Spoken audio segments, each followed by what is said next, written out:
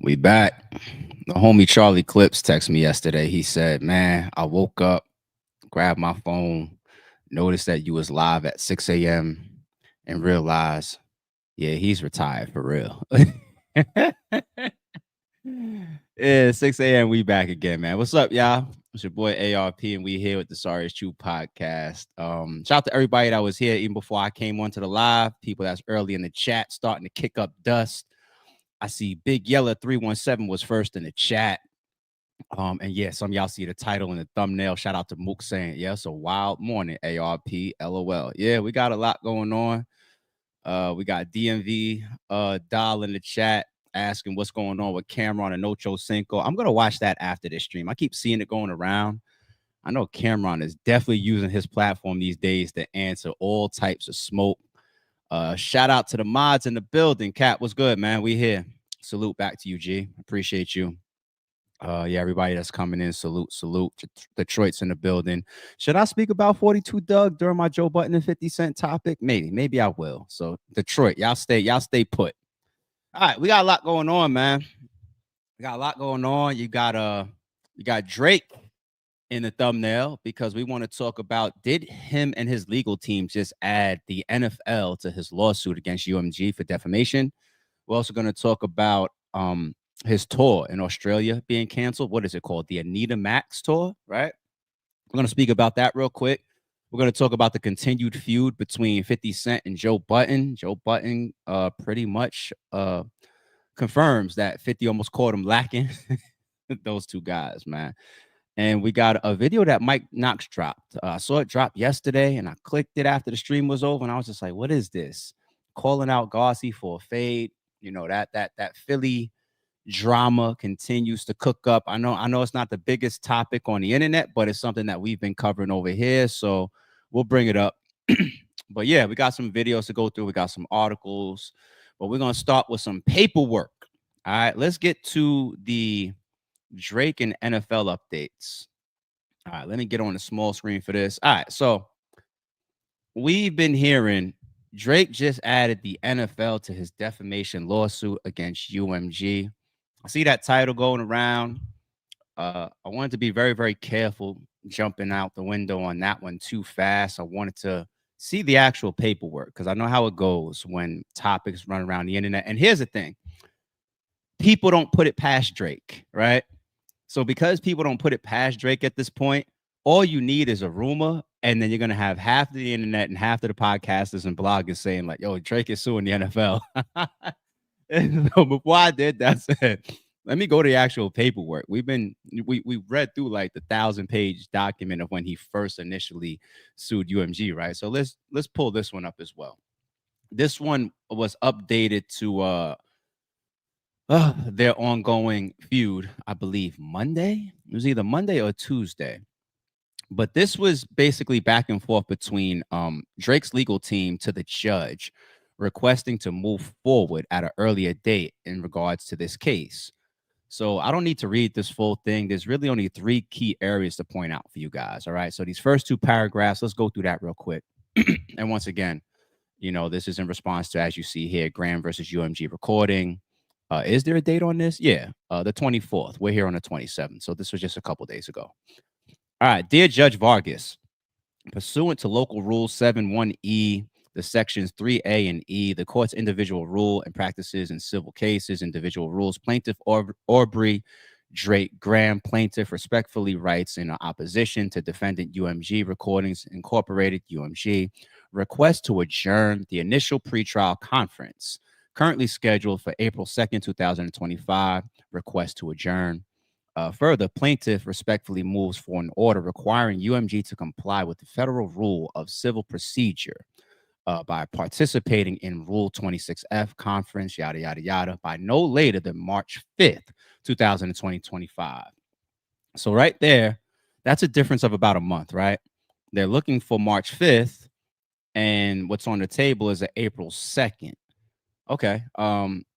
Let's point this sole word out right here real quick, people. Request to adjourn. We hear the word adjourn. It comes from like TV shows. You see the judge stand up and bang his gavel. Court is adjourned, right? Make sure everybody, we all know what adjourn means, right? Adjourn doesn't mean over. Adjourn means to restart at a later time. Okay. When you see the judge say court is adjourned, he's saying, we done for today, for example. We'll be back tomorrow, or we'll be back next week, or we'll be back later on. Okay. That's what adjourn means. So it's not that UMG is trying to get out of this. They're trying to delay or push back to a different date. I'll get into some reasons why. I would assume people normally try to adjourn their cases or push cases back. Actually, let's do it right now. Why not? People, what's some good reasons, or some I shouldn't say good reasons. I should say some logical reasons why a defendant, a plaintiff, a case would want to be adjourned, right? Of course, on a chessboard, tactically, right? What about trying to adjourn your court proceedings to continue to push things out past the time where statute of limitations kick in? That's a possibility. I know there's a 3-year statute of limitation on whatever type of claim that I might be bringing to this case. But if I can get this case pushed out to whatever date, that's off the table. That's just the rules. Statute of limitation, based on what you're fighting or what you're dealing with, right? So that's a tactic that people would literally use. You could be trying to collect more evidence, more data, speak to more people. Let's push the date out, right? Bring more to the table. That makes sense. You could be trying to tactically push things out because you feel like the people that are involved, the further out that this is pushed, the less people remember, the harder it is to get a hold of certain witnesses, people jumping around. Like, what if one of your witnesses is a prostitute, right? Right? And you're trying to get put up on a stand. I'm going to try, if I had a prostitute coming against me, right? And I don't mean as far as me doing something. I'm trying to say it's just a witness that would be speaking in my trial, period, people. All right. Don't run with that. Right. But there's like a prostitute that was in my case, right? And it was on the other side of what I was defending for whatever type of situation.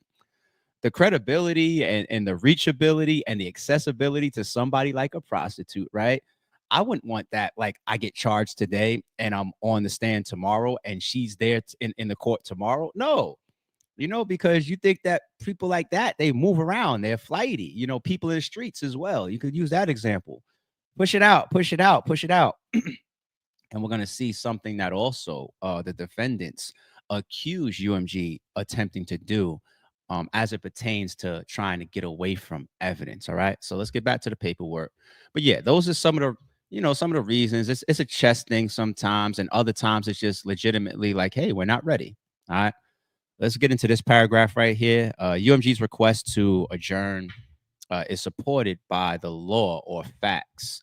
Indeed, UMG does not cite a single case suggesting, let alone holding, that adjournment is appropriate under these circumstances. I like when lawyers always try to present previous cases to a judge. They do that a lot. It's like, I'm moving towards this. And for example, we see that this legitimately happened in case XYZ from 4 years ago. Lawyers reference prior cases a lot to judges, and judges always consider them because no judge is walking around with every single detail in their mind or remembering every single law. They need to be refreshed on certain things, and you put things in front of them saying, hey, this court did XYZ in the past and they allowed it. I want the same thing happening in my case. The judge is going to consider that a little bit more strongly. So that makes sense. But they're saying UMG didn't do that in this particular circumstance. The reason for UMG's failure to marshal any supporting authority is straightforward. UMG is attempting to circumvent the rules as well as the local rules by obtaining a stay of discovery without actually moving for one. UMG's counsel has disclosed to plaintiff counsel that UMG intends to file a motion to dismiss. So they're saying, hey, like, we might as well adjourn because heads up, I'm looking to go to a motion of trying to dismiss this in the first place, right? Because that within itself is a whole piece that you have to deal with. You move for a dismissal, then we have to focus on that. That becomes the fight. Does it get dismissed? Does it not get dismissed? Let's say it doesn't get dismissed. Then you get back to the regular trial and discovery stuff, right? So he's saying we might as well adjourn, or UMG and Lucian over there, right? Interesting. All right, where are we? Let's go to UMG may as well seek an extension of a deadline to make that filing, though UMG has not actually committed to either. In response to multiple requests to schedule a 26F conference, which UMG has refused at each turn. So Drake's side is reaching out for a conference, and UMG say, "Nah, we good, we good, we good, we good." They're playing distant, they're playing back, they're playing their chessboard, and it looks like it's frustrating Drake's side. And Drake's side is going to the judge at this point because they're not getting what they want as far as progress from the UMG side. And UMG, I assume, has some very, very powerful lawyers on this. So it's got to all be tactical.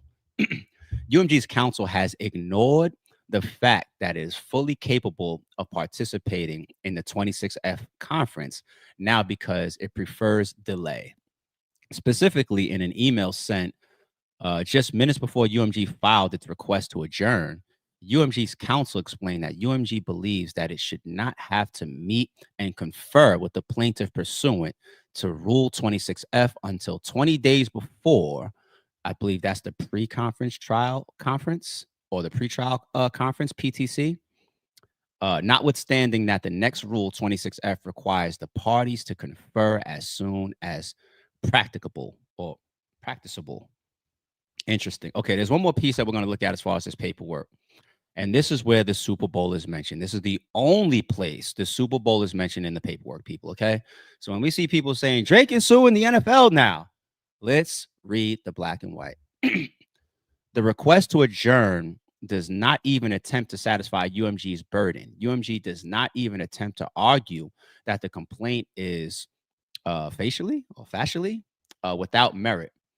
And see Bennett 2023. This looks like, once again, a prior court reference that we were just talking about. The complaint spells out in detail overwhelming facts, which, taken as true, establish the elements for each plaintiff's claim. UMG also makes no argument as to the breadth or burden of discovery, nor could it, because UMG has refused either to confer with plaintiff on the kind of discovery plaintiff believes is necessary to prove his claims. So there's things that's being asked for in discovery, maybe text messages, maybe contracts, maybe paperwork, maybe documents, maybe things that show money transactions, et cetera, et cetera. And thus far, UMG is not complying with that. And once again, I would assume that that's not being combative legally. This is UMG. I got to assume that's being tactical, right? All right. And delaying discovery would unfairly prejudice plaintiff, which is Drake, who is continuing to suffer the consequences of UMG's defamatory campaign.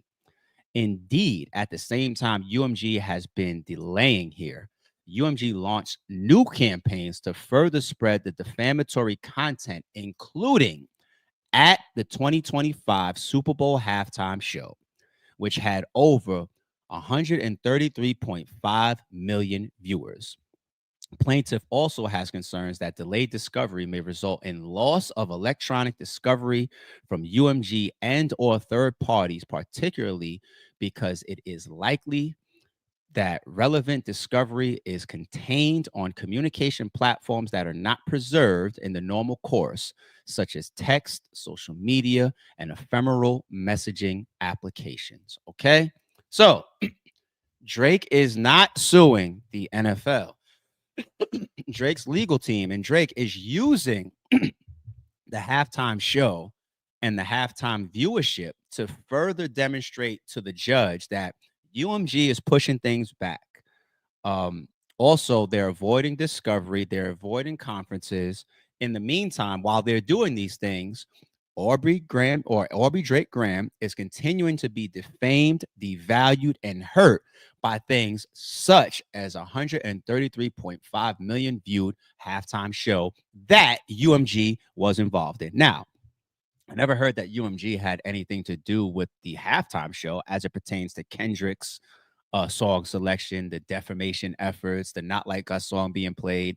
But then again, at that level, you assume that they're all in touch, right? The NFL, Jay-Z, UMG, Dr. Dre, and Lucian at the Grammys high-fiving, right? So I get it. And I'm not going to be naive. I'm not going to say that UMG doesn't have their hands in the mix. They're a powerhouse. Maybe they do, maybe they don't. Maybe you try to prove something like that in discovery if you can get your hands on it. Now let's talk about discovery real quick. That to me is a little bit of a reach. Like what Drake's legal team is pushing for right here seems just. We're always going to call a spade and be fair over here. It seems just. We have these dates, conferences are being ignored, dates are being pushed back. They're saying now that they're trying to adjourn because they're possibly going to move for a dismiss order, blah, blah, blah, blah, blah, blah, blah. They haven't referenced prior cases to support some of this type of stuff. Drake's team has solid grounds for what we just read. The only thing to me that's a little shaky is that ending piece saying that the longer that this goes, the more that it hurts our access to certain things in discovery that are on certain electronic platforms and tech.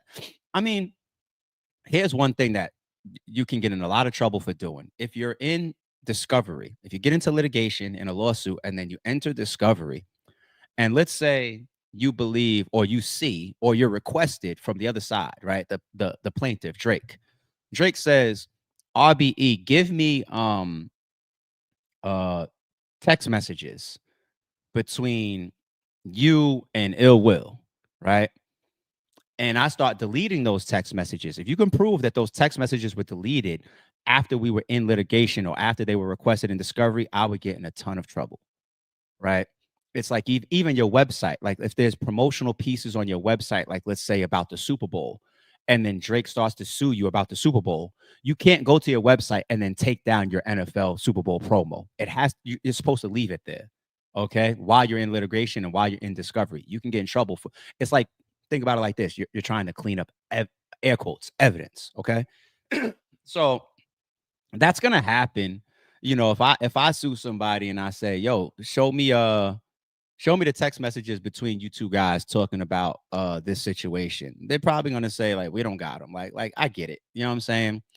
Now, as far as contracts and emails and stuff like that, you know, I'm always gonna have a lawyer with me that's going to argue very, very strongly to a judge things that are a little bit more logical, right? Like, wait, so do you have any emails for retention for your business at all? But these emails that you don't have, text messages, I think that's an easier argument to have in discovery, like why you may or may not have something. But contracts, details, auditing, bank receipts, bank transactions, PayPal accounts, bank statements. No, you got that shit, and I want it. You know what I'm saying? So, interesting. I think that's a little bit odd. You know that Drake is saying that this delay hurts his ability for discovery. I don't know how much he's going to be able to get his push with that, but we're continuing to be defamed.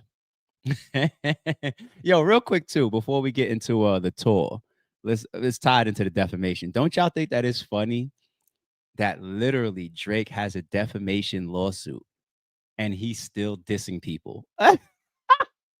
Like, this is I guess in general to be considered defamatory, right? I dissed you, defamatory, especially if it defames you, right? He's still on stage throwing around DeMar DeRozan's jersey on the new album. He disses Joe Budden, right? He calls him a dick sucker, right? And like actually the song "Give Me a Hug," I think, which has some shit towards Kendrick and I think Joe Budden and Melissa Ford. I think that's his biggest song from the album, right? So there you go. It goes both ways. When Drake people say like, "Oh, your highest," it's a Drake diss. Oh, well, his biggest songs off his new album is the shit where he's dissing too, and it got Kendrick. That's what people are looking for. Oh, the disses. So he gets some of the Super Bowl numbers as well. Cut it out, people. It goes both directions. Okay, promo is promo, good or bad. Give me a hug. Give me a hug. It's not a bad song. All right, I ain't dissing the song. It's not a bad song, but that's the paperwork. So let's stop saying that Drake is suing the NFL. They're trying to use that as an example. Okay. Let's get to this tour talk real quick. All right. The Anita Max tour. I don't even know what Anita Max stands for, what it means, why that's the name of the tour. But whatever. Anita Max Win tour. So Drake's Anita Max Win tour scheduling conflict has finally been explained, and it's a doozy. All right. Drake will be announcing new dates for the postponed shows from his Anita Max Win tour in the near future. The scheduling conflict that Drake's team referenced in the cancellation of his Anita Max Win tour dates has been revealed. Despite having several shows left in Australia and New Zealand, the Toronto rapper postponed the shows by surprise on Wednesday. On the latest episode of The Breakfast Club, Lauren LaRosa explained that she spoke to a source who told her that Drake is doing fine and fans can relax. They just had a routing mess up towards the end of the tour, she explained. So basically, they had Drake doing 4 shows in 16 days. Essentially, he had done that. If he had done that, he would have been sitting around in Australia doing nothing for 12 days. And that's a huge waste of money and time because you got to pay for his dancers, his production, his lighting crew. There's a lot of overhead for the tour. So, scheduling conflicts, I'm assuming they're going to figure it out for the fans that couldn't get to see the rest of the show. Okay. Let's leave Drake right there on the picture. I ain't going. I ain't going for that. And right now, this ain't even no anti-Drake shit. You know, as you see me bringing up the paperwork and everything, I'm here on the internet trying to be responsible and keeping things fair and saying, people, stop it. He's not suing the NFL, right? I'm not an anti-Drake person. I'm an anti decisions and character he's been displaying, but I don't got no vendetta towards the man. You know what I'm saying? So I'm gonna remain unbiased. I'm still not going. I don't care whose tour this was. This could have been my favorite rapper's tour. I'm not going. I'm not going. It just happens to be Drake. Now, number one, you're gonna tell me that he's got a scheduling conflict. If I'm a fan with a ticket out there, I'm not going for that because this tour was announced and supposedly scheduled, like something like this obviously isn't done the week before, right? It does. They don't operate like battle rap, like all this last minute shit, like oh, the rapper couldn't make his flight or they're not. That's bullshit. All right, that happens in battle rap with these irresponsible ass motherfuckers. Okay, this tour is in the making for God knows how long, how many months. Didn't he announce it on the stream with XQC before Christmas last year, right? This is all months in advance. You put this type of, there's a lot of money involved. There's a lot of people on the ground coordinating this stuff, scheduling this stuff, booking this stuff. It's a big deal. It's Drake on tour, okay? And if you do all this shit last year, you trying to tell me that now you get towards the last 4 shows of it, 4 out of 16, and you realize that, oh, we have this conflict that gives us a time window of 12 days. Okay. If you want me to buy that, here's what happens next. I already don't buy it because of, once again, this is a big deal. And I feel like people are doing their job for a tour like this. And you don't have this 12-day gap that would make you cancel and nobody notices it until this point right here. I'm already not going for that. But let's say now you get to your 12th show out of 16, and then you realize it. Now you got a decision as per that article and as per this source that spoke to folks from the Breakfast Club.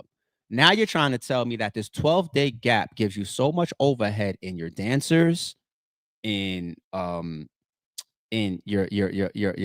lighting people, your background stage people or whatever, so much overhead that instead you cancel all these fans for the remaining 4 shows, huge shows.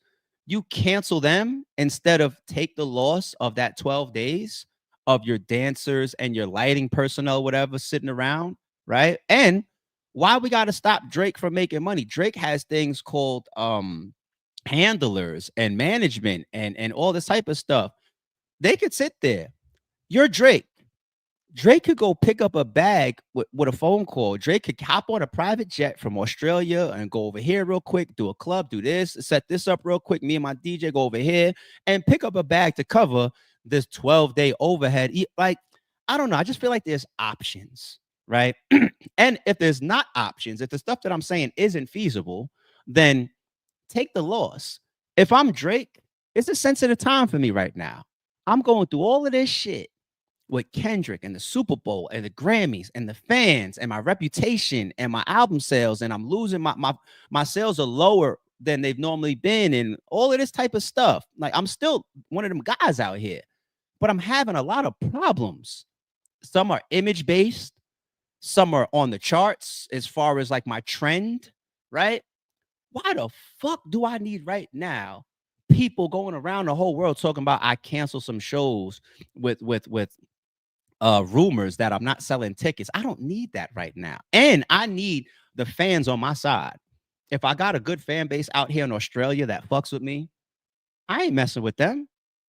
I'm showing up. That 12-day overhead for your background dancers and your lighting people or whatever, I'm gonna eat that, because me on my team made a mistake scheduling wise months ago, and we're realizing it now. I'm gonna eat that. Let me be there for these last 4 shows. Continue to promote my album while I'm on this tour. All of this type of stuff. Touch these fans. Stay in good graces. Stay out of negative headlines right now. Doesn't that all make sense? No? Am I crazy? Is it me? So this is why, without explanations of what I'm just saying, when you start to dig into the weeds of the logic, this is why people jump out there and they say, yeah, we hearing that you're not selling tickets. But if you don't have any context to why you think that he would cancel these dates, then it just sounds like the typical hater. Me, I have logical reasons to say, like, nah, this doesn't make sense to me. This don't make fucking sense to me. Drake or anybody else that would be in the same shoes. Why? I couldn't see myself. Well, forget me. I don't know the life, right? It just doesn't add the fuck up. And the thing about these tours, we never get the truth anyway if there's poor tickets being sold, no matter what artist it is. Drake is not the first artist to allegedly or possibly cancel show dates because of a lack of sales. A million artists have done it. Some of your favorites have done it, right? We're never going to get the publicist that comes out, or the manager that comes out and says, yo, we had to cancel this because we're not doing good. We can't sell no more. That's not what happens. Same thing in battle rap. People happens with us too, right? Right? Like, the fuck shit happens behind the scenes, and then the lying ass league owner comes out and says, oh, so due to unforeseen circumstances, they're lying to you. So why would we feel any different now, especially given the logic of, you sure that months before you guys screwed this up and it was actually going to be such a big mistake, it would make you cancel what, like 35% of your tour? You sure? Are you sure you can't find something else to do within 12 days? You sure? Are you sure the overhead from the dancers and the lighting people or whatever sitting around for that 12 days is backbreaking and Drake can't deal with that? You sure? Are you sure Drake doesn't want to get out there and perform for this fan base out here that's been supporting him at a critical time in his career right now? You sure? It's just me, I guess. Shout out to the Maz. Now you're right, ARP. I'm just saying. I'm just like I don't do the naive thing. Yes, somebody's lying to me. So it don't matter whether this was fucking Drake or anybody. I'm saying the same thing. I don't care who it is. Just happens to be Drake. And let me say this real quick, because this is a little quick subtopic before we get off of Drake.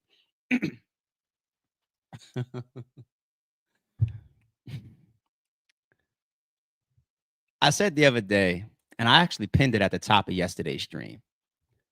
I said, if somebody gives me like a video from a big streamer, like let's say it's XQC or Aiden Ross or Academics or Kai Cenat or Speed or whoever, a big stream of them like talking the way that Aiden Ross talks in the direction of Kendrick instead of how we covered it yesterday, I promise you, I'll do a stream on it. I'll talk about it. I don't got no picks in that sense. I don't give a fuck.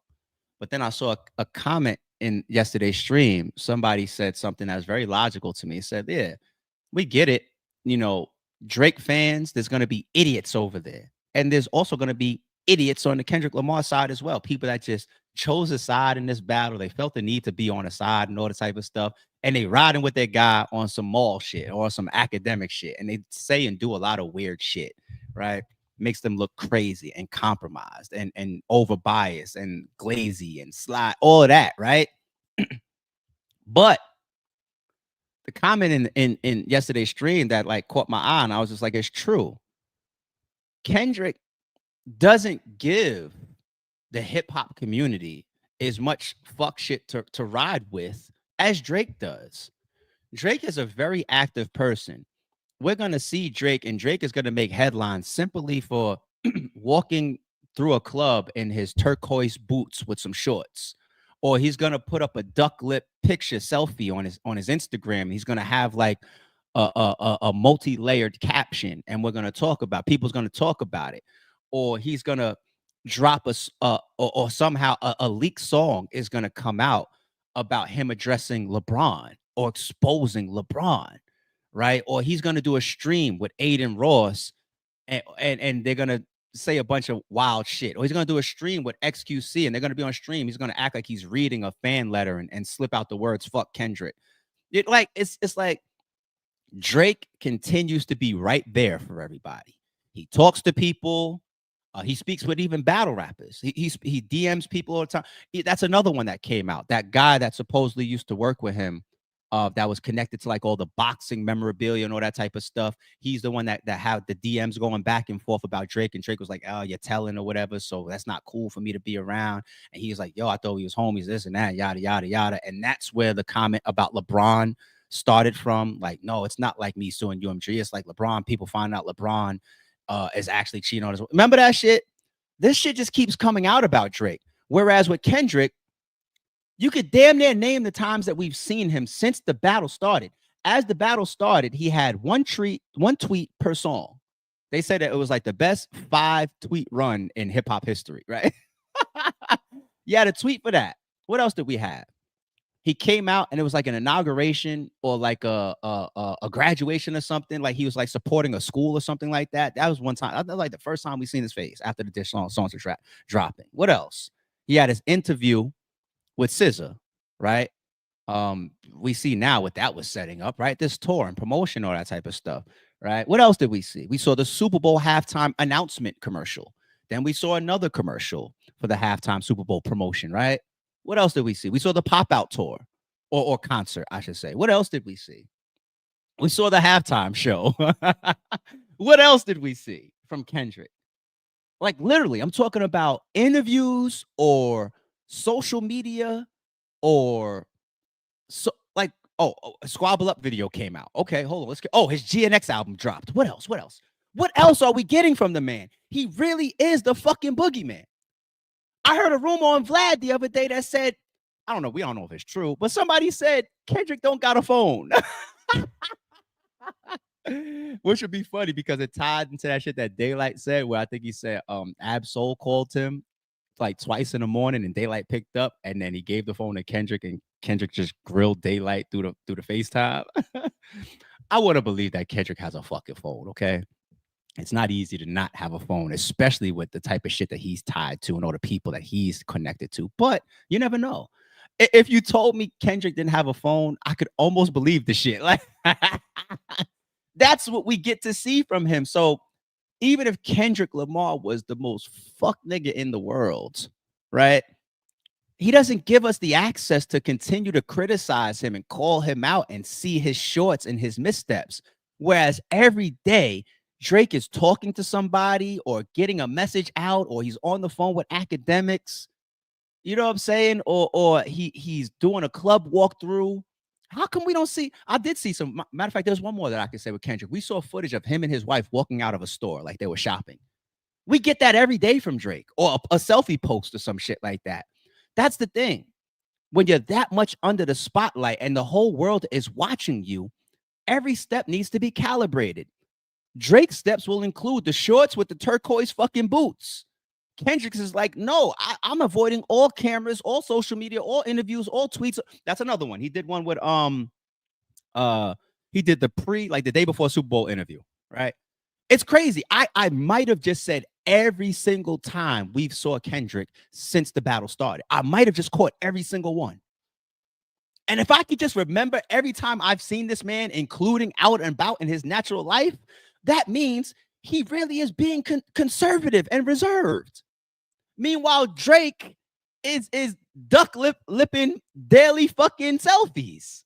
So of course, there's a lot of ammo that the Kendrick side is able to be outside with. It just adds up, people. Once again, let me know if I'm missing something. But you know what? Let me say something positive about Drake. I'm gonna say it right here. Okay. Now, Complex has a that transition is hilarious, right? That transition was kind of diabolical. I ain't gonna lie, because it felt like I was like on his heels, and now I want to give him a shout out. So his tour has been looking like this from what I've seen. In Complex, their article reads a little bit different from the one that we read prior, but I don't care. We already broke down the whole tour being canceled thing of where we stand. His tour seemed to turn into almost like a bring signs and ask for something, and he's fulfilling a couple wishes. Now I will say shout out to Drake, because I seen something about like a recent one where somebody had a sign up about, I think, a family member fighting cancer, and he was just like, yo, I'm picking up that tab. Super dope.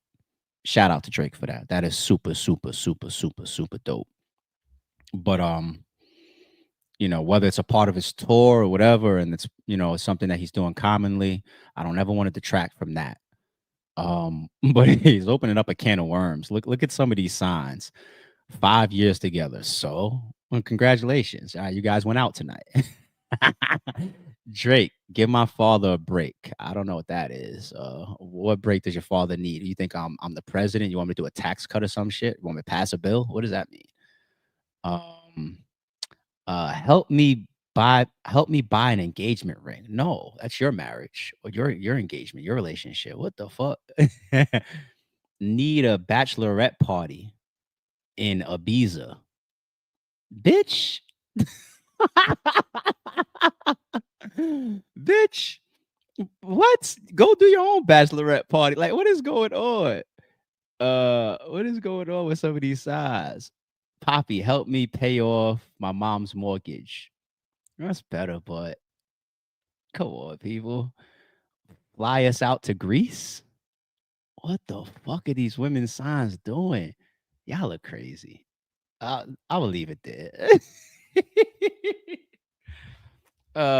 I see in the chat. Is that AI? I don't know. I mean, Complex got it up on their site. Not saying that Complex can't be trolled. You never know. All right, y'all ready to get to the next topic? We just did two real quick. The paperwork for the NFL stuff and Drake's tour cancellation.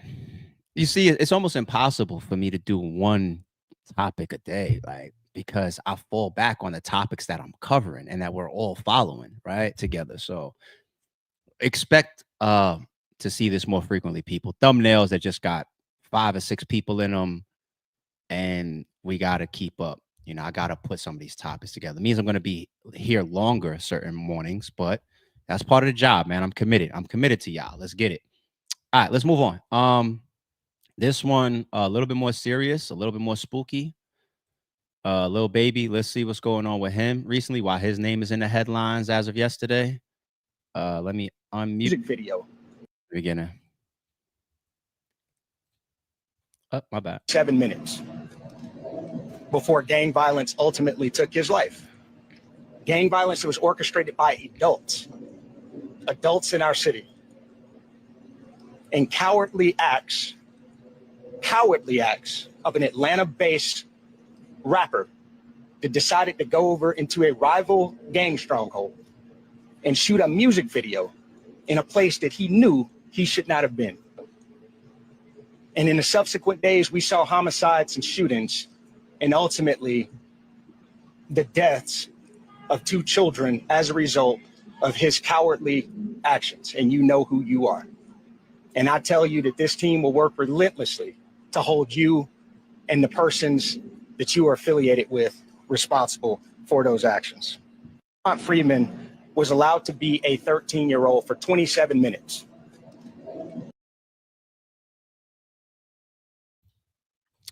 All right. Should I read the caption? I'll skip through the caption in case there's a little bit more details in there. My bad. It's like I love the heat, you know what I'm saying, back there, but I don't want the sweat. And so sometimes during these streams, that hoodie gotta go. All right. Shout out to the Shade Room. The Atlanta police have called out Lil Baby, saying that cowardly actions are what started a chain of events that led to the death of a 13-year-old Jacody Davis and Lamont Freeman. Reports the children were celebrating Freeman's 14th birthday outside his home on Spark Street last July when the shooting happened. Police say gang members opened fire, striking 3 children who were innocent bystanders. 7 suspects have been arrested for the crime. In addition, authorities state 2 rival gangs were targeting one another as a result after the 3 men were shot during Lil Baby's music video filmed in Northwest Atlanta in May 2024. Is that the footage that we saw of the shots that rang out at the Lil Baby video shoot? I think we saw that footage last year. Oh, wow. I didn't read this caption yet. I'm reading this right now with y'all. Oh, shit. All right, let's continue. Where were we? Mayor Ralph Woolfolk with APD's violent crime interdiction or whatever section said the cowardly acts of an Atlanta-based rapper that decided to go into a rival gang stronghold in a place he knew he shouldn't have been. Police said days after the shooting, they saw several shootings and homicides that could be connected back to the music video shooting. Investigators stated the 13-year-old boy's shooting stemmed from a high-ranking member of the gang opposing the rapper's gang called in a hit from a contraband cell phone inside a Georgia prison. They got evidence in a case that's already being built from last year. Okay, this is not. We're here in this press conference today, but this is stemming back to May last year. This has already been under investigation. The person has not been identified during the news conference, but I'm sure they know who it is, though. But Mayor Woolfolk also told Lil Baby this team will work relentlessly to hold you accountable. Wow. So I didn't read that caption before, people. I only listened to this quick presser real quick. The caption is worse. All right, where do we start there? All right. To be fair, I never heard Lil Baby's name said in any of these audio clips or these press conference clips that's going around the web. So how do you get to a point where all these media platforms and outlets are saying Lil Baby's name? How? I'll take a guess. Once again, this isn't new. I thought this was new just from seeing some of the titles and shit going around last night. This isn't new. This is definitely an open investigation going back to Lil Baby's video shoot from May last year. That footage was there, I think. And, you know, you already have to respond and deal with that if people are hit. And then you take things all the way through the roof when you got innocent bystanders. In this case, rest in peace, 2 teenagers, 2 little kids. Yeah. 2 little kids and innocent bystanders get hit in what's considered gang shootouts and gang wars. Answers must happen. Answers must come down the pipe. It's no different than the shooting of FBG Duck. Like the old block members that continue to troll and talk mess and whatnot.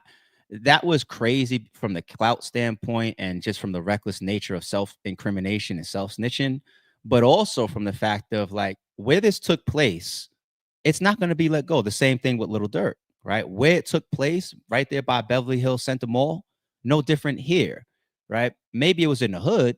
Maybe it's in a zip code where people don't care about clearing some of those murders. I mean, like the detectives or the police departments. Maybe it's just like, hey, what it is what it is, right? We know how they treat certain people in certain tax areas, right? As even from a respondent standpoint or allocation of resources to solving some of this stuff. But you got children.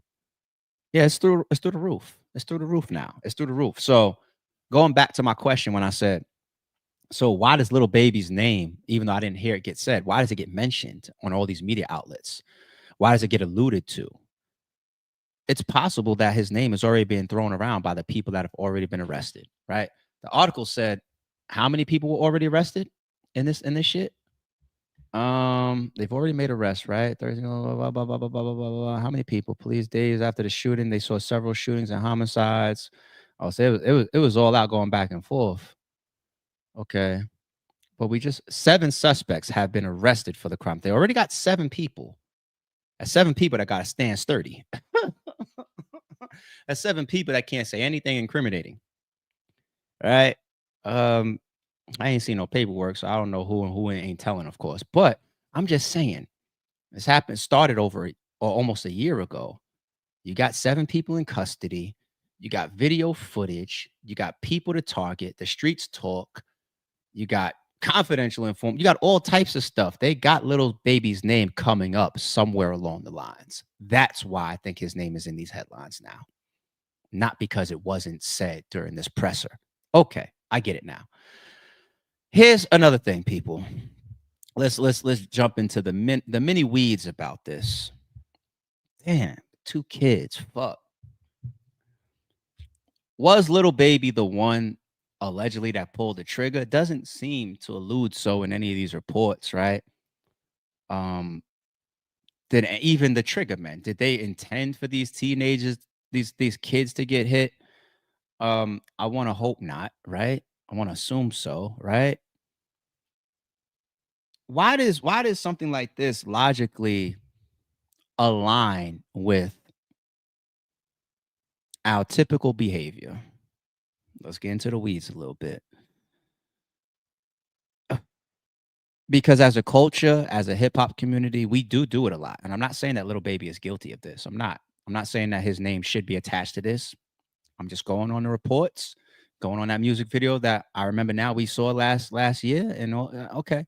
But what happens? We are real big on instigating with our ops in our culture and in the hip hop community. How so, ARP? Street said Hove can't come back home. You know when I heard that? When I was back home. I'm comfortable, dog. Brooklyn to Rome on any Martin Luther. Don't part with your future. Don't ever question if I got the heart the simply to for the user, right? It's that type of shit. I walk through my hood. I could go to back to my hood at any time. I saw dude from Yo Gotti's click recently with a video. You know, he's in a car. I'm in my hood, all my jewelry on, all my cash on. Meek goes through that a lot. I'm back in Philly right now. Like it's like a direct or indirect instigation of I'm back on my stomping grounds. Now, you take that even a step further when these people want to go into their enemies' territory. Okay, we've seen Julio do that. He shot music videos in his ops territory. What was it like that? That video, like there was at the playground. That was his ops territory, right? We do it a lot. Who's a big one that did it? T.I. What's the song? What's happening? How you doing? That song right there. Go pull up the music video for that. When he's sitting on top of the fucking wall of the Bowen Homes, who is he dissing? Who is he dissing? Rest in peace. We know who he's dissing, right? Shorty Low. Shorty Low. He allegedly or supposedly is going to Shorty Low's hood and shooting a music video there to show that I'm in your shit. Y'all niggas do something. Right? Even as of recent with the biggest battle ever, Kendrick versus Drake. Remember Academics' reactions online when we saw Meet the Grams and Not Like Us drop, and Academics was reacting to those songs and he was playing them. He was pausing it and he was saying what? He was like, yo, Drake, at this point, man, you got to fight him or you got to shoot him. You got to shoot Kendrick, man. Matter of fact, you know what you got to do? You got to go to Kendrick's hood and you got to shoot a video. Think about it. I started this with the Jay-Z example. That's from what? His second album? Or whatever, all the way back then, 30 years ago, 25 years ago, some shit. And I go through all these examples of what we do in hip hop. Now, Lil Baby, specifically, if he shot that video in enemy territory, right? And one thing you won't convince me or make me be naive about is like street niggas don't know where they at. Niggas know streets, niggas know hoods, niggas know zones, niggas know boundaries, niggas know territories, okay? Lil Baby knows all of Atlanta, who's who, what's what, who's where. He knows that, okay? Or else we're not going to give him the credit for being the street nigga that he is, right? No, I'm going to give him that credit. So if I'm going to give you that credit, you're not going to play ignorant to me like, oh, I don't know, I'm just shooting a video here. That's off the table. Don't treat me like I'm stupid. So if Lil Baby is shooting a music video in his enemy's hood, hence the shots getting rang off and all this type of shit,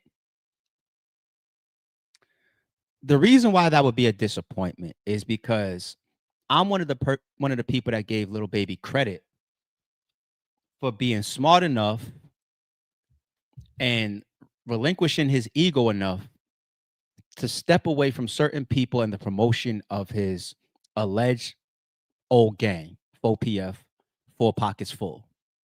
He spoke about that in the interview while he was doing his album rollout, right? He said, like, you know, these feds will target you. They'll come at you just because your prior affiliations. My advice to people is like, if you start a record label, don't start it with no old affiliates. Don't use your old gang name or nothing like that. Don't bring none of that in. Create something brand new, fresh, specifically for music and your music label.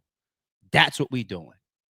And you want to know what? Seeing what Young Thug just went through, when you look at me and I'm in Atlanta and seeing the way this DA is moving at this point, and they trying to bring people down, Four Pockets Full. Oh, no. I ain't that no more. I'm putting that shit down. You ain't never going to hear me rap that shit no more. I ain't going to rep it no more. I ain't going to hashtag it no more. I'm going to try to stop affiliating with certain shit that's going to tie me to old shit. People try to get away from these things that they could foresee might get them jammed up. And that's supposed to be the smart thing to do, but sometimes it's also too late. That's a different story though, right? But if you were smart enough, shout out to KK, I got you. I'm gonna come over there in a second. If you were smart enough to see what's going on around you and adjust and say 4PF, I gotta stop that, right? But yet in the same time frame, you're going into your enemy's hood allegedly and shooting music videos. You're doing too much. You're not moving in a way that's conducive to the growth of you, your family, and the people that's along with you with the success that you garnered, right? Once again, that would be a growth moment. Like, I'm Lil Baby. Like, what the fuck am I doing trying to shoot a music video in my enemy's hood to prove a point? Why am I pulling a TI sitting on top of the Bowen Holmes wall, right? That would be the disappointment for me. So I hope that's not the case. People that are familiar with the area and the shooting and the video that Lil Baby did, drop me a comment below or DM me on IG if you got like proof of it or something. If you got information to send me, like, no, AR, like this is the hood. I think in the press they mentioned a gang called the Goodfellas or something like that, right? Allegedly. Yo, ARP, this is proof of what that location is. This is proof of the enemies that Lil Baby is into it with, how they represent that location. And this is proof of where he was shooting that music video. And it's the same place. And then if somebody sends me that, we will connect the dots of the point that I just made, because we see, once again, a lot of rappers do that. They instigate or they shit on their enemies by trying to go to their hoods or their territories and do videos. That's the topic. Real quick, shout out to Destiny. Became a member to the Sorry Is True podcast. We see you, love. Welcome to the family. Welcome to the team. Appreciate your support and joining the movement. So we'll catch you around definitely. And shout out to the members as always. I'm able to see the icons in the chat. Chat is building. It's moving a little faster every day we grow. So the icons, like the mods and the members, I see real easy. And I try to pick y'all out a lot and bring y'all comments up, whatnot. But shout out to the whole chat, of course. But members, I see y'all. KK says, and appreciate the super. KK says, context. He went to Goodfellas Hood. All right, so we got some information here. Context. He went to Goodfellas Hood to shoot a video, basically taunting. They spun back to his hood on Spark Street and shot it up, which led to 2 kids being hit. I'm going to add to this right here the word allegedly. I don't want us to get in trouble over here. Context. KK, I assume that you're in tune. If you have video or documents or even street location, Google Map shit, whatever, to bring this together DM it to me on my IG, and we'll bring it up, because basically this super chat, if it was true, basically aligns 1000% with what I just broke down. We are seeing rappers doing this type of shit for all of hip hop history. Go into your enemy's territory to shoot videos. Okay. And for the little babies of the world, it's a letdown, considering the path that he has explained that he's on towards moving away from getting his ass indicted one day. God forbid. Right. So KK, I appreciate this soup, and I appreciate this context. If you got like documents or anything supporting that, DM it to me. We'll come up and we'll break further into it and get more into the weeds of it. All right, I'm gonna leave that alone. Let's get to this Joe Budden and 50 Cent topic real quick. I like that it's lighthearted, but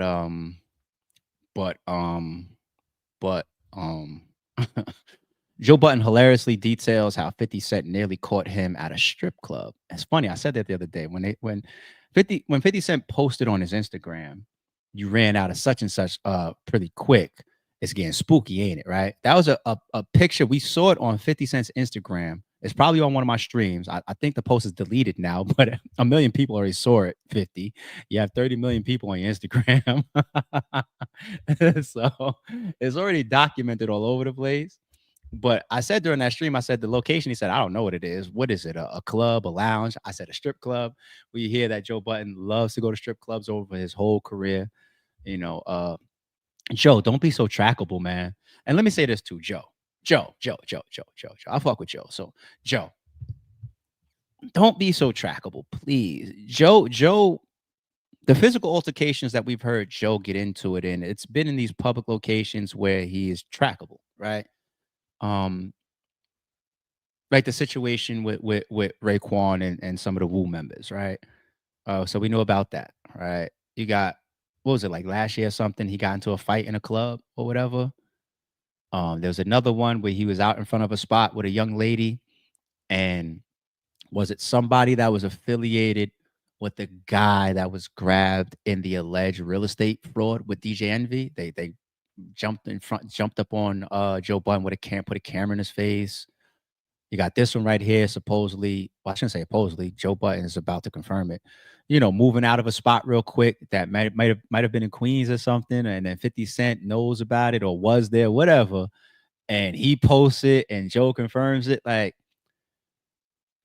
Joe says some controversial stuff on his podcast. He's a podcaster, and he has a lot of interesting takes.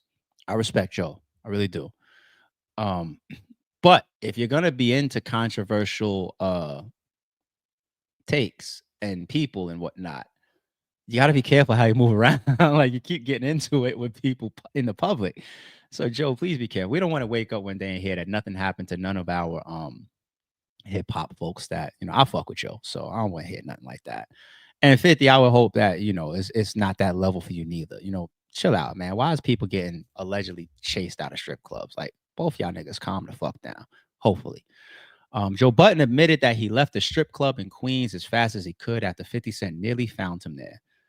Fuck the article. Let's actually play the video. I believe the bartender.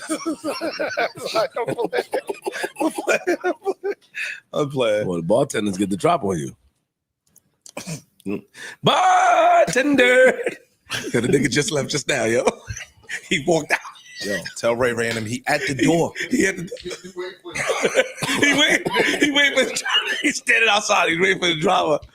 Yeah, the fucking bartenders, I tell you. Jam me up. You try to jam me up. I want to get your shit off. Go ahead. I can't say I'm not trying to jam you up. I don't want to say nothing. I don't want to play with you because you know what? I'm not a negativity highlighter. Ooh. So I don't want to play with you. I want to say I'm happy that you made it home safe. I'd be down to play too. This shit wasn't true as hell. Nigga, I was 2 steps out of there. Yeah, got out of there kind of fast. I was like, oh shit. He got the line. Oh my God. I mean, there's more, of course, and don't need to play the whole thing. Once again, shout out to Joe and the whole Joe Budden podcast. I'm glad that they could laugh about it. You know, that's nobody got hurt or nothing like that. But first of all, like 50, like, come on, man. from the outside looking in, it don't look like you and Joe got no serious shit. Like, how did this start recently? Like, we broke down history of 50 Cent and Joe in the past, but as far as it right now, what do we talk about? What are we talking about? We're talking about 50 Cent doing, I mean, not 50 Cent, Joe Budden doing a podcast saying 50 needs therapy because 50 dissed Irv Gotti when Irv Gotti passed away, and then the AI post on 50's platform back and forth, whatever. Now what? We trying to catch each other, like, and put hands on it? Like, what's going on? Like, come on. And I don't think 50 needs to put him, like, 50 is just worth so much money, and he's responsible for so many people. Like, what are we doing? You want to be tied to somebody getting hurt in a public situation that you've already been posting on your Instagram about? For what? Like 50 is considered a very tactical and smart 48 laws of power type of guy. If you sending people to a strip club to catch Joe Budden and allegedly physically harm him, that would be, considering the level of this beef and the level of where you are in life, that would be considered crashing out. And 50, I want to assume that this is just trolly shit. Maybe somebody saw you and Joe Budden walked out of there quick, or, I want to hope that. You know what I'm saying? Well, I wasn't nobody gonna do nothing. Like, I'd rather, and then Joe Budden gets to use it as content, come on and laugh. I'd rather that. But if it was really something that was gonna go down, like, that's crashing out. Like, come on, like, everybody calm the fuck down over this. At least the way I see it.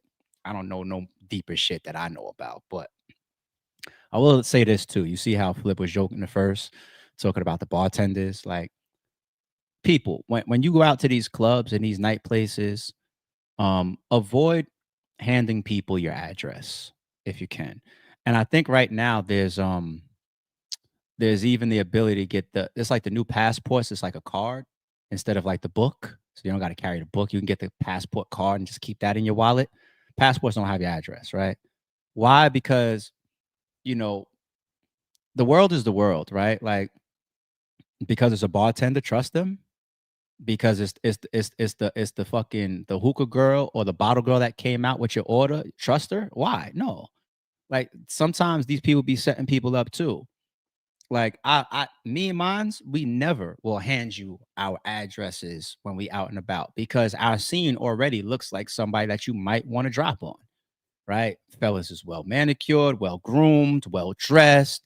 These guys got all types of fucking expensive clothes on.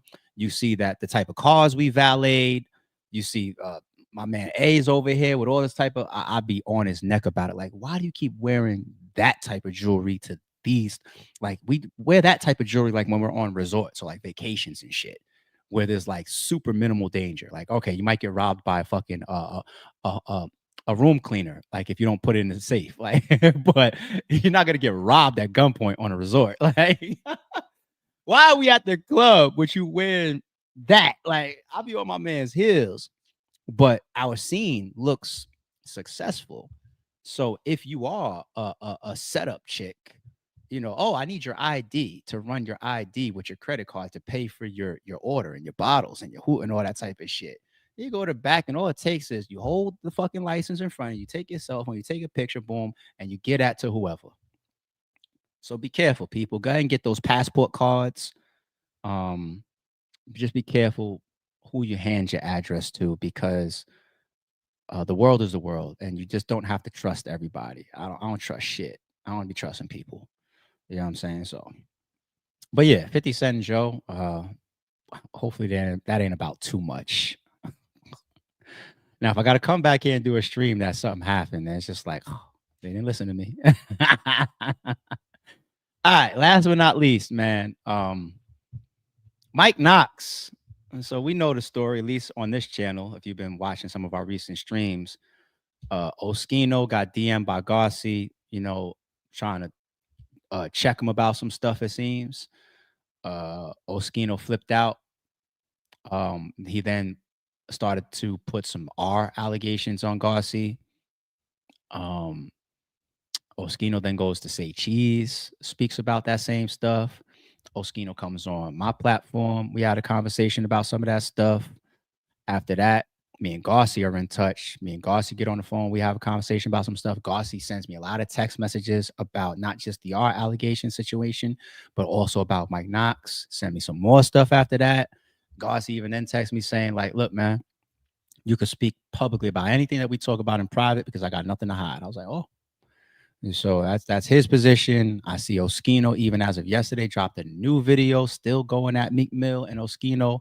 He's standing where he's standing. He's saying more women is going to be coming out and all this type of stuff. And in the midst of this, I saw another Mike Knox video that dropped, and now he's asking for an all-out fade from Garci. Why?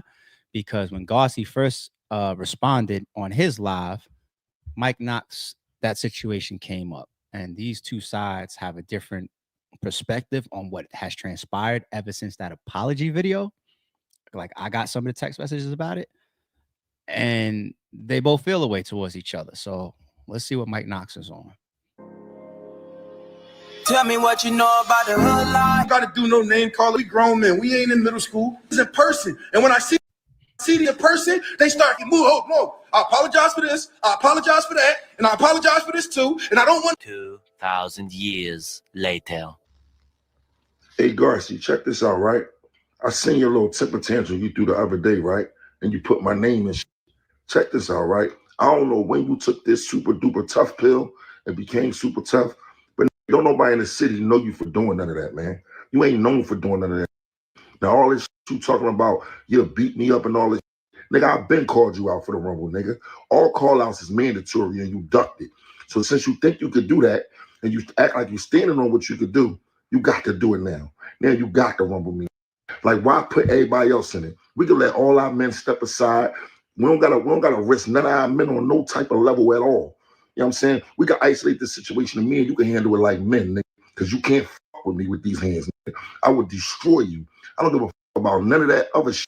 This ain't about being super tough, nigga. I'm a man. Y'all niggas been taking my kindness for weakness. Y'all niggas been playing with me like a man after I did some man shit, some stand-up man shit, and you did some suck-ass shit and put a video out and cut off the handshake as if you did this, that, and the third. Nigga, you know you ain't do nothing to me, nigga.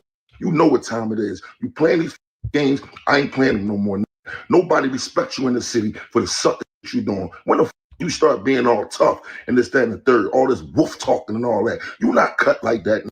You ain't never been cut like that at all. You got me fucked up. So now, since you came out your mouth and you said you would beat me up, now you got to stand on that, nigga. You got to stand on that. And I'm outside, and I go any fucking way I want to go, and I say what the fuck I want to say, and I do what I want to do, nigga. Don't call my phone. I don't want to hear it, nigga. You copped the plea when I sent it out before and said, let's rumble. Now, everything was supposed to be cool after that. Now you sitting here trying to pop this shit and all that because you feel some type of way. Nigga. At the end of the day, y'all trolled me for months. Yeah, I trolled you back, and your artist still got that shit on his page. So the same way he was acting 50 Cent and all that with that video, make sure he act the video when I knock you the fuck out. And we could do this shit in a ring. We could put up any money you want to put up. We could do it. I'm tired of playing with you niggas. You got me fucked up, nigga. Now you got a nightmare that you can't handle. Tell your man stand out the way because I'm going to put you to sleep. And when we done doing it, nigga, we can have an after party at your club. You suck ass. Ooh. And cut off the hand. Ooh. Ooh, ooh, ooh, ooh, ooh. Shout out to Destiny once again, one of our newest members. She says it really annoys me when people play these type of allegations because it makes it hard for real victims on a man who don't do it. That's hard to label to get off you. Absolutely. Destiny starting off tough. Absolutely. Appreciate a comment like that too, especially as a man, right? Yeah, we don't that's I think some of the sentiment that I had towards Oskino when I interviewed him, like, there's a strong allegations, homie, like when did the Target thing happen? Or did you see that, in Garci's live, he said that he spoke to a family member and the family member told him that Shorty is a little, Did you see the part about the story changing of a chemically laced blanket versus a bottle of water? Did you see that, Oskino? I was trying to play devil's advocate because once again, it's a sensitive allegation, but as far as this Mike Knox thing, Mike Knox don't care nothing about, he's not involving himself in any of those allegations. His thing, this is all stems back to the apology video. Okay. I've stood on the position. I said this to Garci. I said this to Oskino. It's my opinion, and I say this respectfully to all parties involved. I always felt like that video shouldn't have come out. Now, Garci sent me some text messages of, you know, how that video came out and that Mike Knox was supposedly also involved in the releasing of that video. So I do want to say that, right? But the only reason why I say the video shouldn't have came out is because, you know, there was an apology and there was a handshake, and now you guys go your separate ways. Now, Mike Knox could be the biggest bully in Philly, right? But we all see what happens to a man when his ego and his pride is put into a situation like this. That video is pretty much old news at this point, that apology video, but it's following Knox forever. I gave an example of like the Joey Jihad video, followed him forever. Joey Jihad is one of the best rappers in the fucking world, yet that video always was there on the table for people to discuss. It's the same thing now with Mike Knox. As a man, I know Mike Knox comes across as a man with confidence and maturity, and he's been through shit, but he's obviously breaking out of the things that he knows shouldn't be about nothing. And somebody that would definitely sternly say, I don't give a fuck about no internet. I don't care about no trolling, whatever. He's obviously affected. Like his mind and his mentality to, and I know he's gonna say, he would say things like, nah, Garci keep my name in his mouth, or Garci keep mentioning it, or people from that side playing with me, or things have happened behind the scenes that y'all podcasters don't know about. I respect that and I understand that. I'm not a naive person, but at the same time, it's hard to convince me that a piece of this energy isn't related to the fact that that video keeps coming up on his reputation. That's a part of it. I'm not saying that it's all of it, but that's a part of it. You know what I'm saying? So I guess the best thing about a video like this is because, once again, I believe these guys. You know, these guys got backgrounds that we've heard about, and they've been into shit, and they've gone through certain charges. What Knox did, like 7 years Fed time or whatever. You know what I mean? Like, these guys been through shit, and I believe they would get into shit. So one of the best things of this video is that this man is talking about a fade, right? That's a good thing, considering it seems like it has to happen as far as the way they're talking now, or as the way that Knox is talking. Knox is coming off like something has to happen physically between us. Well, if something has to physically happen between us, if we're going to leave it at a fade, or if we're calling on a fight, that's a good thing, because the last thing we want to do is see somebody lose their life behind some of this shit, right? So hopefully it can stay there, and that's the only thing that was discussed. So if you are on Garci's camp and you happen to cross paths with Mike Knox, I would hope nobody take it there, because the man is talking about a fade. I said that on a prior stream where he's talking about people that take it past a fade when you shouldn't at times, right? So that's a good thing. I wouldn't want to see the guys fight at all, right? But I think one thing that Mike Knox gains from this is not the ability to say, yo, Garci, I seen you talking on your live, or yo, you didn't talk shit behind the scenes, or yo, I don't like the way you moved in certain situations, so now I get a chance to put hands on you.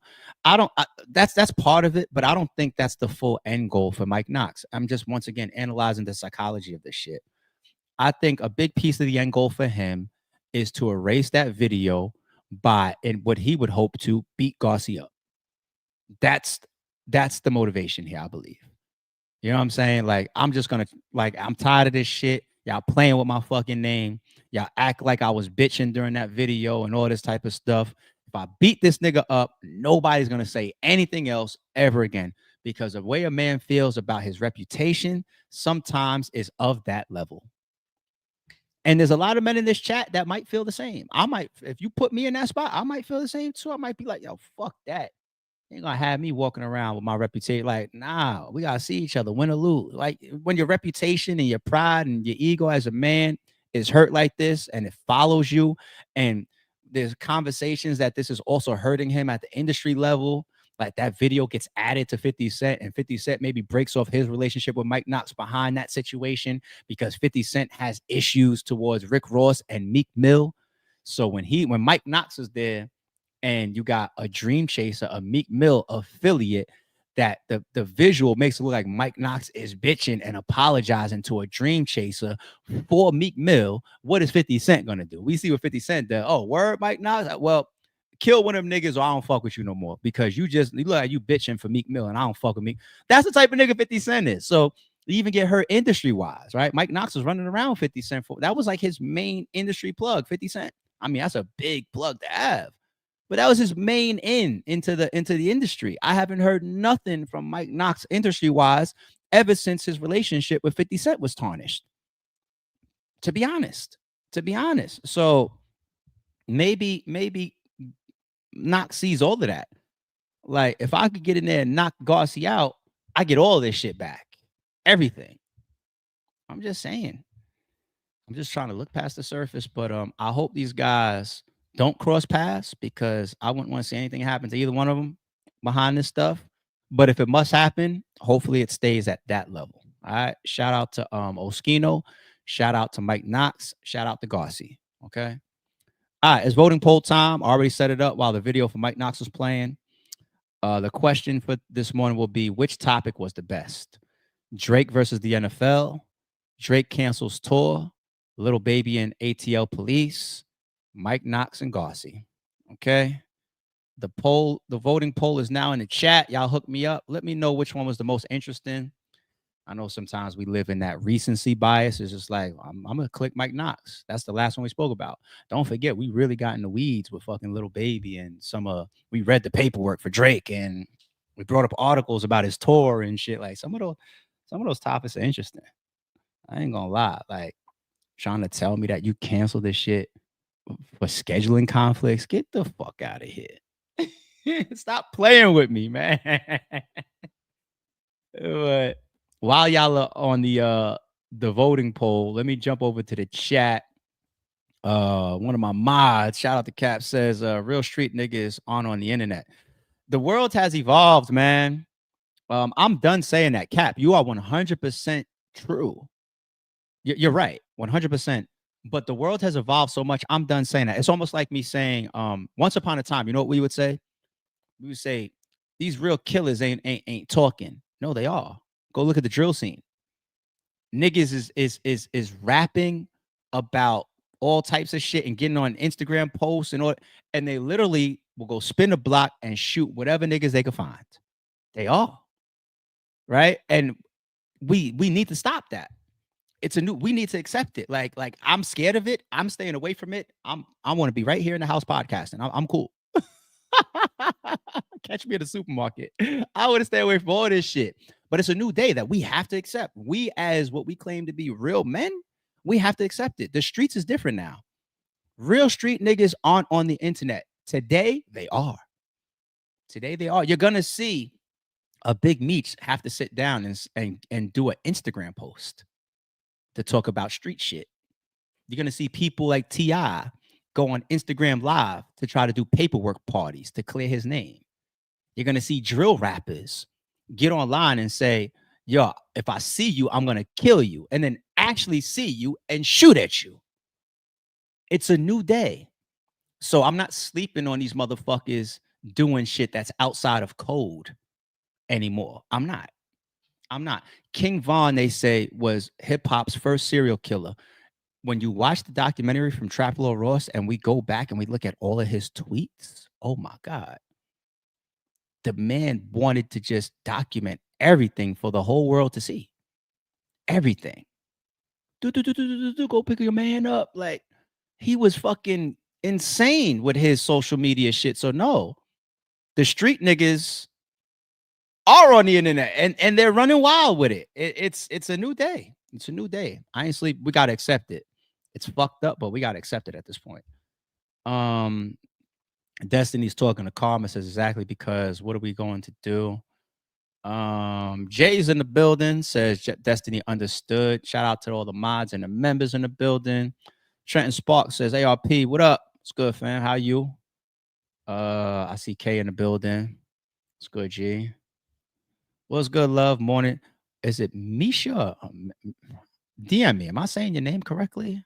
We've been talking for fucking like a year, and I don't want to fucking name it. Am I ruining your name? DM me, love. Misha? I don't want to fucking name up. My bad. Shout out to our members in the building. All right, let me go back over to the voting poll. Let me see what I see. Okay, best topic so far. Y'all got Drake versus NFL at 14%. Drake cancels tour at 42%. Why did that make me laugh? I ain't even gonna get into it. Lil Baby and ATL Police at 30% at second place, and Mike Knox and Garci at 13%. Oh, Mike Knox and Garci just jumped up to 15%. Mike Knox and Garci is almost tied with Drake versus NFL. Really? And we did paperwork with Drake versus NFL? Word? Okay. Listen, this is why I do the voting poll, so I can see what's going on with everybody.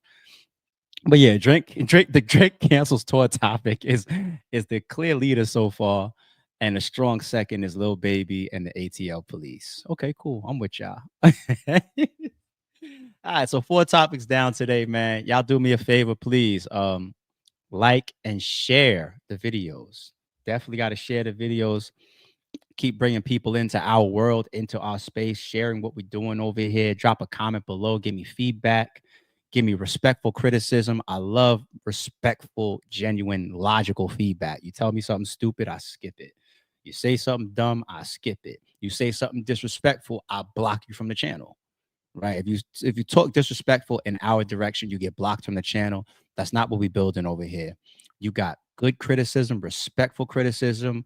ARP, I disagree with you. You tripping here, whatever. I'm reading it. I might reply to you. As long as we talk to each other with respect, man. I respect y'all in the chat. Y'all make sure y'all respect the host, okay? But yeah, drop your comments below. Keep me up to speed. Let me know what's going on. If you got some information that we need to bring to the stream, you know my IG DM. And I know every time I say that on stream, I get a flood of DMs. And I'm going to remind you people, please don't send me the little small basic shit. Look, 50 Cent just said, Joe Budden, fuck you. I don't care about that. I'm talking about like, yo, this link right here, this is exposing it, or this link to paperwork or what. Like, send me some real shit. Like, and if the shit that y'all send me, if it's really like, oh shit, yeah, you got one, and I'll bring you up. I'll bring you up here. I'll bring your comments up. You know, I shout you out and everything because I don't like to take credit for shit that y'all found. You know, we're doing this together, y'all. All right. So, all right, let's keep it pushing. Everybody enjoy y'all morning. We'll be back ASAP. Don't confuse silence with work ethic. I'm a boss, making decisions my first fetish. The verse cherished is perfect, that's a reverse blemish. I dropped it, connected the block, learn Tetris. This is the Sorry True Podcast. Welcome to the house up. And shout out to the members.